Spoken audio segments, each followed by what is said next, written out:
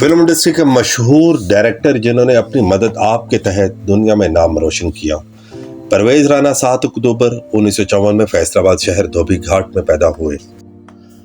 फिल्मों की तादाद और कामयाबी के लिहाज से हदायतकार परवेज राना फिल्म इंडस्ट्री के सफ़े अव्वल के हदायतकारों में शामिल होने लगे। इब्तदाई तालीम यहीं से हासिल की। 60 की दहाई में अपने बड़े भाई बशीर राना के पास लाहौर चले गए। परवेज राना ने अपनी जिंदगी में बहुत मेहनत लगन से अपना नाम रोशन किया। परवेज राना अपने फिल्मी कैरियर का आगाज बतौर असिस्टेंट अपने भाई बशीर राना के साथ शुरू किया। फिल्म इंडस्ट्री में परवेज राना ने कैसे कदम रखा, आइए इस हवाले से आप सबको बताते हैं। परवेज राना फैसलाबाद का रहने वाला था।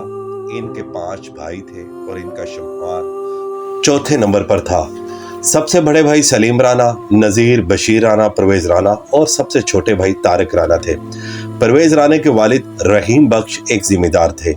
शुरू के दिन पढ़ाई और इस्लामिया कॉलेज फैसलाबाद से ग्रेजुएशन किया, लेकिन क्या वजह थी कि अचानक लाहौर आना पड़ा। इसकी असल वजह यह थी कि फैसलाबाद शहर में एक धमाकेदार लड़ाई हुई। इस लड़ाई ने परवेज राना की जिंदगी का मकसद ही बदल डाला और ये लड़ाई इस वक्त की खूनी लड़ाई थी जिसमें काफी लोग जख्मी हुए। इनमें परवेज राना भी जिंदगी और मौत के मुंह से गुजरे, लेकिन माँ की मोहब्बत और प्यार ने परवेज राना के बाजुओं में हथकड़ी डाल दी। ये कहकर लाहौर चले जाओ अपने भाई बशीर राना के पास और वापस नहीं आना। अगर अब तुम वापस आए तो माँ को जिंदा नहीं पाओगे।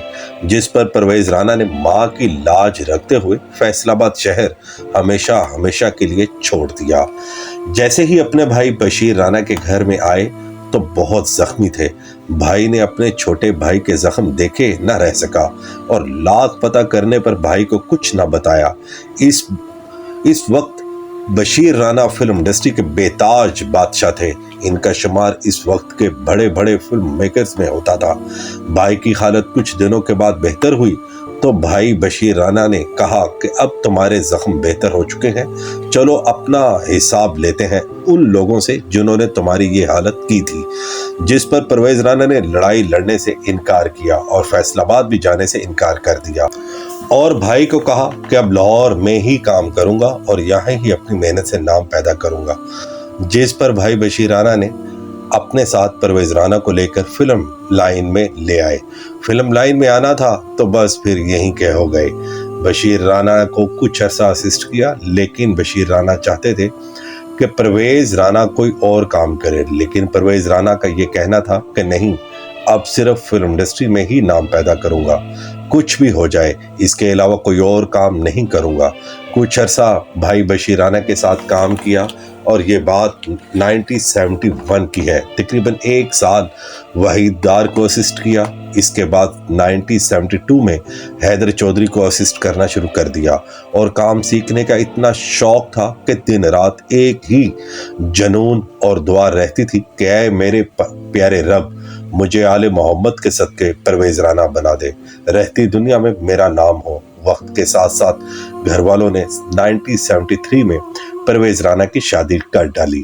जब किस्मत मेहरबान होती है तो फिर ऐसा होता है। हदायतकार हैदर चौधरी की फिल्म की अक्सबंदी हो रही थी। इस दौरान परवेज राना ने इनको एडवाइस दी कि सर जी, अगर कैमरा एंगल इस तरफ रख लेंगे तो रिजल्ट ज्यादा बेहतर आएगा। हदायतकार हैदर चौधरी ने कहा कि अच्छा, तुम हदायतकार बन गए हो, चलो ये गाना अब तुम ही मुकम्मल करवा कर देखो। परवेज राना ने हुक्म की तामील की और हैदर चौधरी ने इन्हें शाबाश दी और इनाम के तौर पर 100 रुपए दिए और कहा कि अब तुम मुकम्मल हदायतकार बन चुके हो। 1976 में बतौर हदायतकार इनकी पहली फिल्म चिराग बाली थी, जिसका नाम तब्दील करके चिराग बहादुर रख दिया गया। इस फिल्म के प्रोड्यूसर बशीर राना थे और सुल्तान रही कि ये फिल्म सुपरहिट रही। फिर इनकी दूसरी फिल्म चंद बलोच रिलीज हुई और इसने मुनासिब बिजनेस नहीं किया।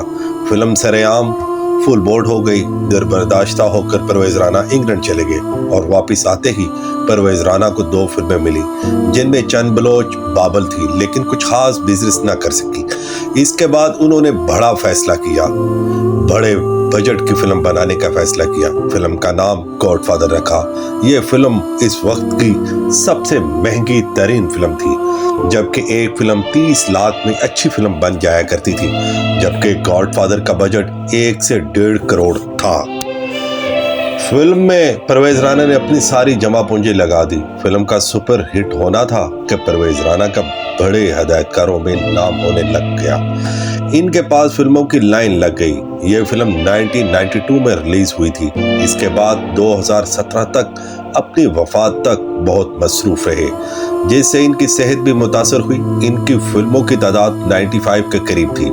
सुल्तान रही की वफात के बाद पाकिस्तान फिल्म इंडस्ट्री आखिरी सांसें ले रही थी। इस वक्त परवेज राणा ने शान को लेकर ऐसा काम करवाया कि पंजाबी फिल्मों की मार्केट दोबारा जिंदा हो गई, जिनमें हुमायूं गुज्जर कामयाब तरीन पंजाबी फिल्म थी, जिसने करोड़ों का बिजनेस किया। परवेज राणा की फिल्मों में चिराग बहादुर, गैर अजहर, चंद बलोच, बाबल, गॉड फादर, गुज्जर दा वैर, माफिया, रकासा, परदेसी, गुज्जर पंजाब दा, हुमायूं गुज्जर, इश्तियारी गुज्जर, बब्बू हां, आतिफ चौधरी, मैडम दिहाड़ीबाज, शराबी, प्यो बदमाशां दा, अलियासा गुज्जर, शाह मुराद, सुहागन, सुआ जोड़ा, वैशी औरत, गुंडा पंजाब दा, खुदा के चोर, अल्लाह बादशाह, अल्लाह रखा, गुंडा टैक्स, अल्लाह निगहबान, राजू राकट और दीगर सुपर हिट फिल्में शामिल हैं। इस दौरान हिदायतकार परवेज राणा ने अपनी जिंदगी में अपने बेटे हैदर राणा को भी कंपनी अलियासा गुज्जर, शाह मुराद में अदाकारी करवाई।